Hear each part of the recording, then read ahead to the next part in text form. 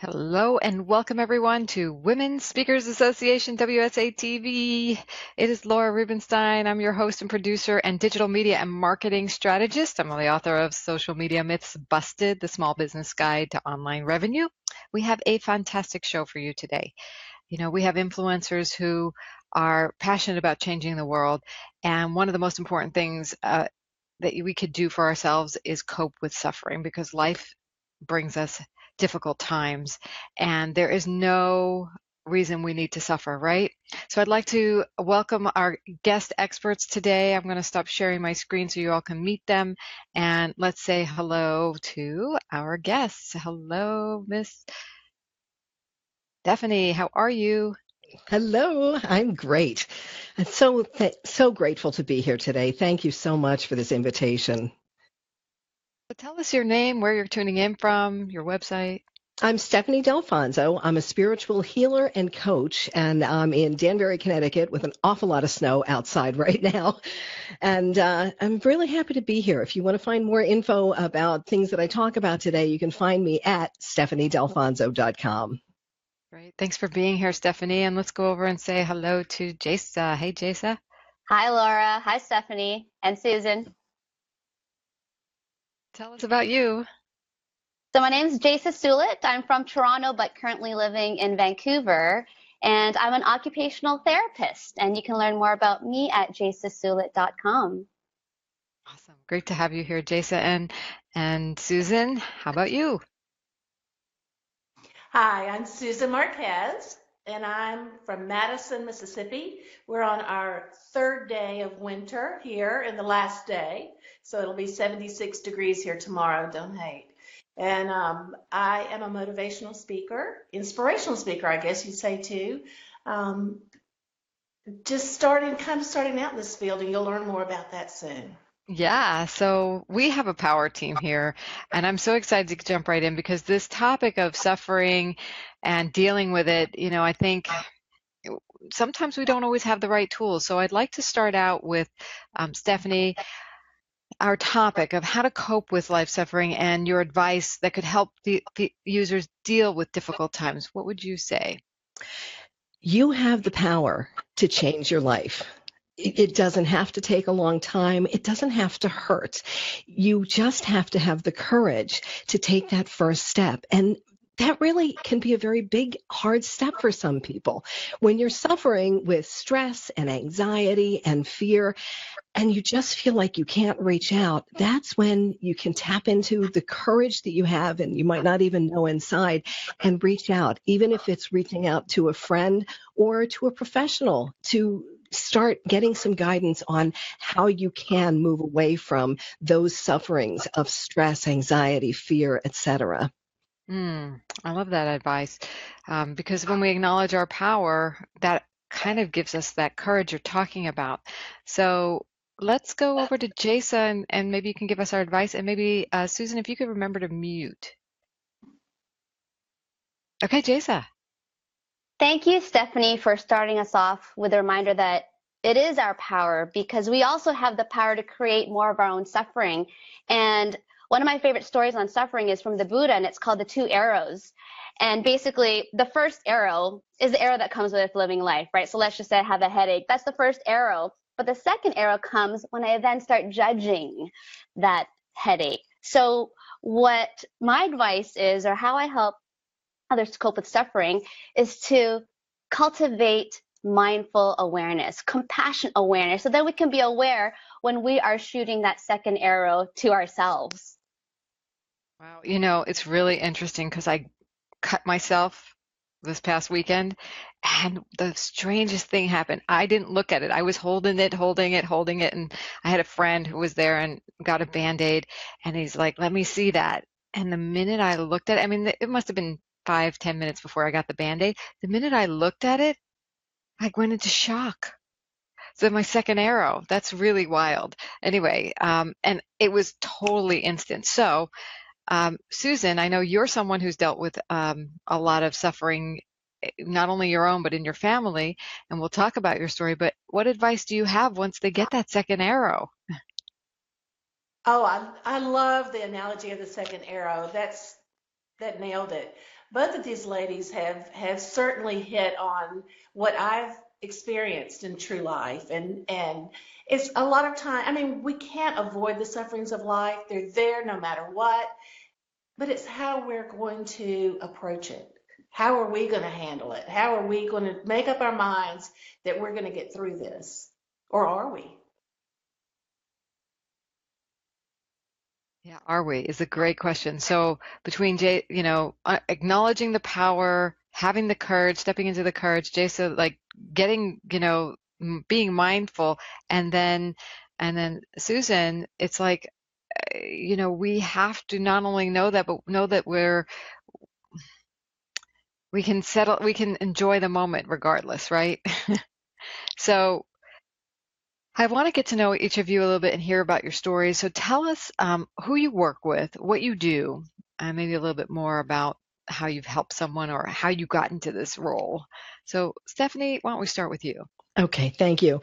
And I love everything that's being shared. And it really is. It's like each of us is building upon, it's like we're taking this wonderful holistic approach to suffering so that anybody watching this, it will walk away with at least a couple of good nuggets. So I love that you brought all of us together. Thank you so much. So I work mainly, I would say, with like 48 to 65-year-old women. And that's kind of an interesting number to pull out. But it's because most of the women that I work with, we've had a certain amount of life experience before we finally say, Uncle, I've suffered enough. I can't take any more. For me and many of the women that I work with, we've given away our power to a marriage, to a career, to being a mom. And then finally, when we're not really able to breathe as deeply as we used to, then we say, maybe it's my time. So I really focus mainly with, 48 to 65-year-old women. And yet I have a real sweet spot for young ones too, because when I can help someone tap into their power at a young age, it changes the whole trajectory of their life. And so who I want to share with you about today is 19-year-old Sarah, this beautiful, beautiful young woman who, when I still had a brick and mortar office, she and her mother came to my office. And I'm a hypnotist as well. So they came to my hypnosis office because she had this absolute fear of flying. They had this wonderful family vacation scheduled and she wasn't going. So mother said, we know exactly when it started. I said, well, maybe not. And of course, it wasn't where they thought it was, but we did the healing. This is why I call myself a spiritual healer and coach, because you do the healing, but then you do the coaching as to how to continue to sustain the changes without sliding back into it. So 5 years after I worked with Sarah, I look on Facebook and I see a picture of her jumping out of an airplane skydiving. This young woman went from, I'm not getting on a plane, to jumping out of a plane skydiving. And she now has her own business, The 5-Foot Traveler, and she has visited all 7 continents. This young woman at 19 years old broke free from the suffering of the anxiety and the fear that was keeping her world small to travel the 7 continents. I haven't done that yet. That's brilliant. And that's the impact of a spiritual healing, work, that your work goes on for years and years and lifetimes. So it's precious. It's powerful. Thank you for the work you're doing, especially in helping people cope with, the things they're suffering with that they not necessarily have to suffer with. So Right. Let's take it from there and go over to Jasa, who also uses some tools. Tell us about the tools you use and the work you do, the people you work with, and what you're passionate about and how you help people. Okay, thank you. So as an occupational therapist, the main modality that I use to help people is mindfulness. So that's a broad umbrella to describe a type of awareness that we bring to the moment. It's a compassionate awareness. It's curious. It's non-judgmental. It's an awareness that allows what is here to be here, whether it's the way my body is, the way my soul feels, the way my heart feels. And so I teach an 8-week program called Mindfulness-Based Stress Reduction. It was created by John Kabat-Zinn, and it's probably the most evidence-based program in the world. It's been around since 1979, and it's internationally known.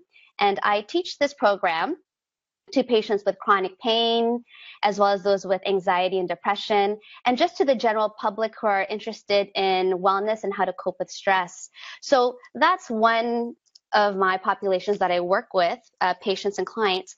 But I also teach mindfulness workshops to my fellow healthcare professionals, because a lot of people in the healthcare industry really put a lot of time into caring for their patients. And it's great to be able to have these staff education days or workshops where professionals can stop and learn how to take care of themselves and bring this mindful, compassionate awareness to themselves. And then the third population I work with are students, so future therapists, so working at University of Toronto or here in BC at UBC, and bringing forth this new modality of mindfulness. It's an old modality, but new here in the Western world. And overall, with this mindful awareness, we are able to then meet suffering without judgment, because this is a world of, oh, I've got pain, let's get a painkiller. We resist pain. We don't want to hold it and look at it, but with non-judgmental, curious, compassionate awareness, we can then feel the suffering. We can hold it. And it's in that meeting, holding compassion to our hearts, it can then be transformed. Oh, unmute.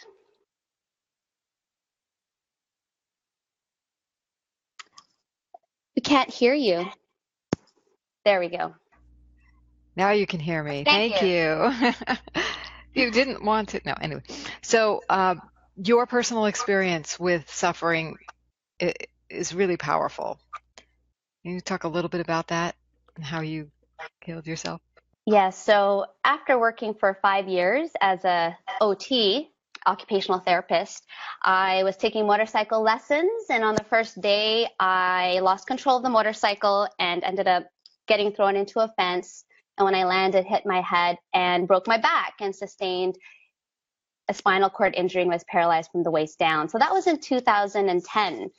So over the last 6.5 years, I have really struggled to cope with the anxiety and depression and chronic pain that comes with living with a spinal cord injury. And that's exactly how I fell into mindfulness.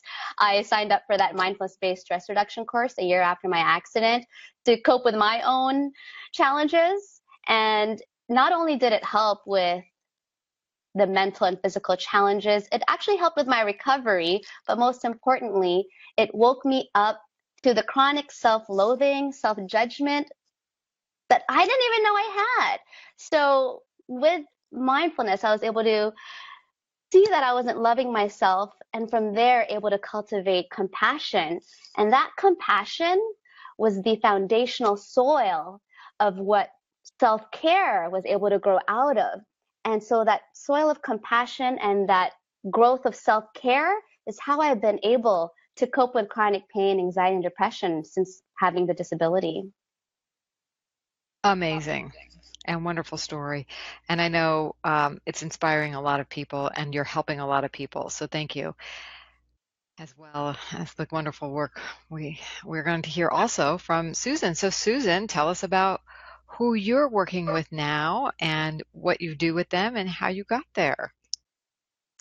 Well, I work primarily with women and mothers.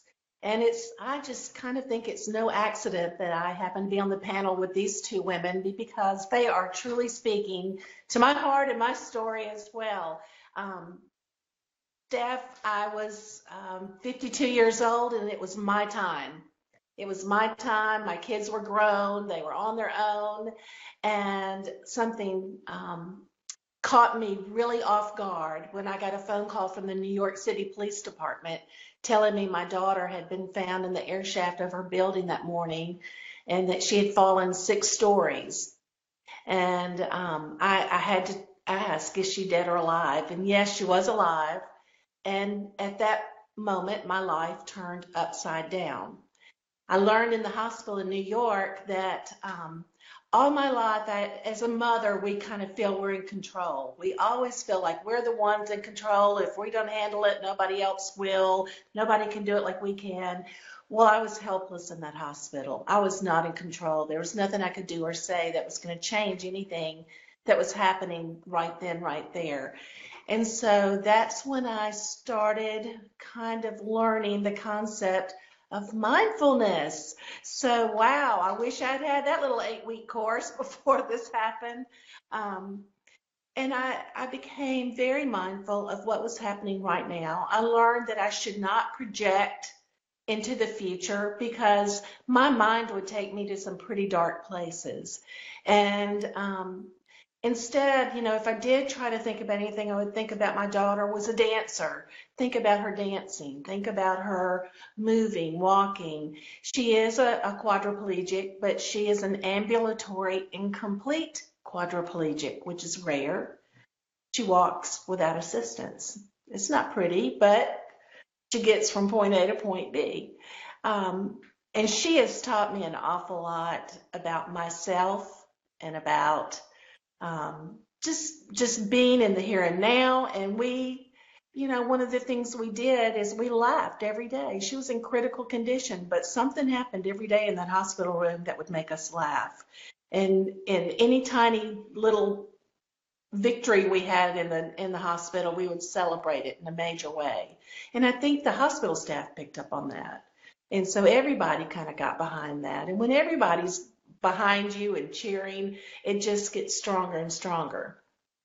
Wow. We've had 3 amazing and compelling stories here today.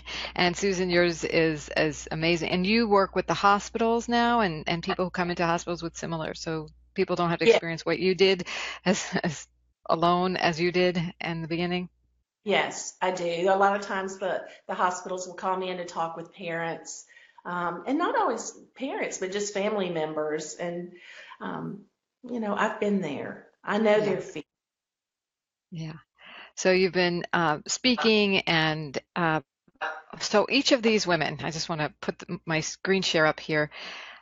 Susan and Jasa and Stephanie, you bring your heart and soul to your work and have given so much to people. And I'm so glad you're here giving to our audience. And hi, everybody out there who's watching.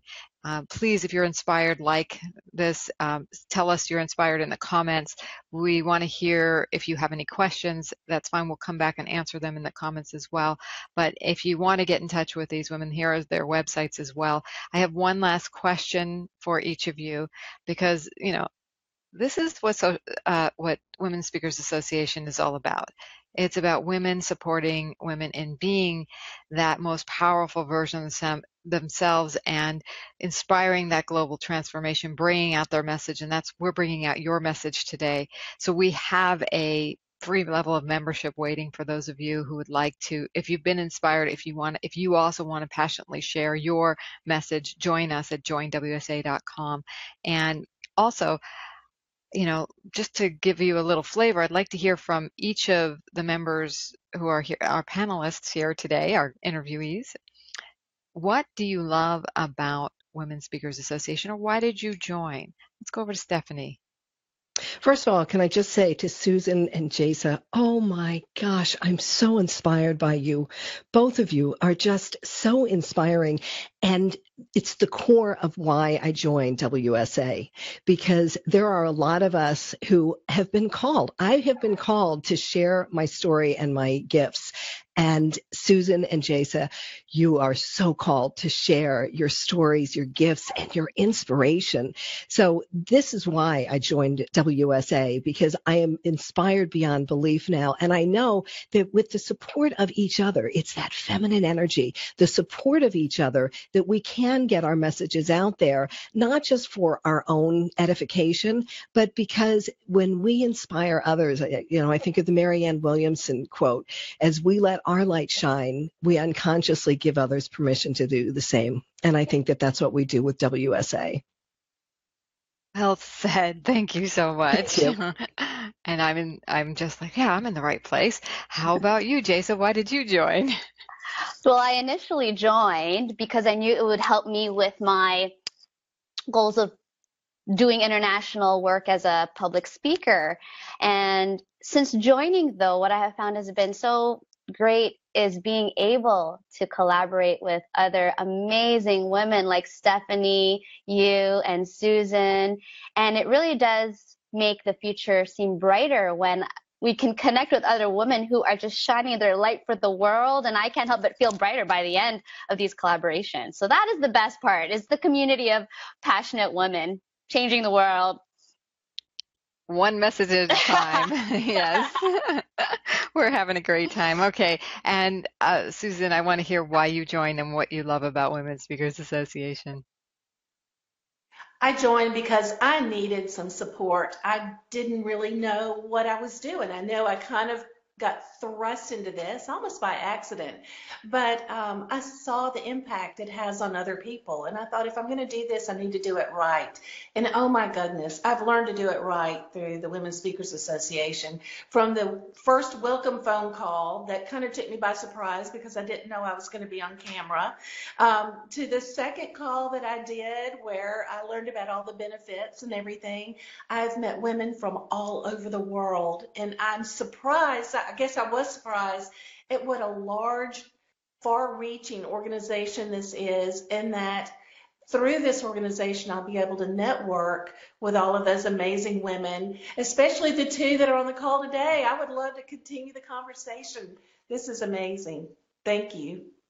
You're so welcome, and thank you so much for being back with us and with us in Women Speakers Association. We welcome more of you wonderful women to join us. Just go to joinwsa.com. You'll learn everything you need to know about join. We have a free level of membership waiting for you. You can join us at the premier level as well and get the added visibility and messaging out to the world if you would like. So we will be back with another episode of WSA-TV next week or the week after. Just look for us. We can always go to the video section of our Facebook page and watch other inspiring premier members as well. So take care, everyone, and just live your best life. And if we can help you, we're here for you. Join WSA.com, WSA-TV. Bye for now. Bye. Thank you.